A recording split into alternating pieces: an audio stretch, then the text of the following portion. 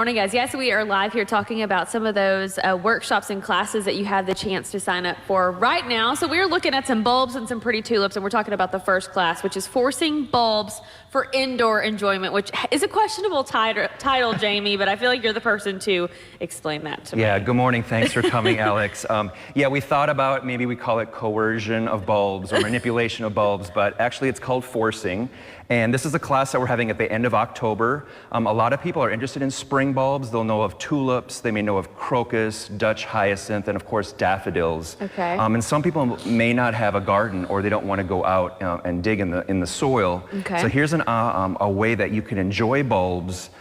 It's great with kids because you're doing this in small pots, you're putting in the refrigerator for several weeks over the winter, and then sometime in January or February you bring the bulbs out of the refrigerator and everyone eagerly awaits to see when the bulb pops through the soil, and then once you get into February and March, everyone's awaiting for the blooms. So how do we do this exactly? So bulbs, which are modified stems underground, so a lot of people are familiar with an onion, that's also a bulb. And if you cut open an onion, you know that there's layers and there's like a little tip. Shrek taught me that. So just inside, for example, these tulip bulbs, you could cut it open and you'll see that tip. That is the bulb flower actually forming. These bulbs need cool temperatures in the winter. So we're forcing these bulbs to think that they're going through a winter phase. Okay.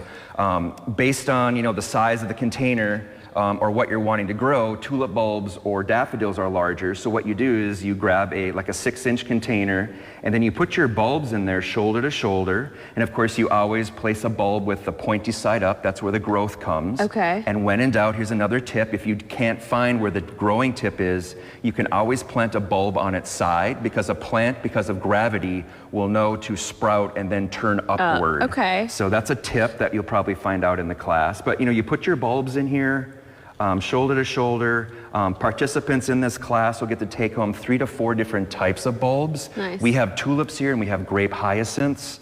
And then once we've got our bulbs in there, we just put naturally some soil over the top.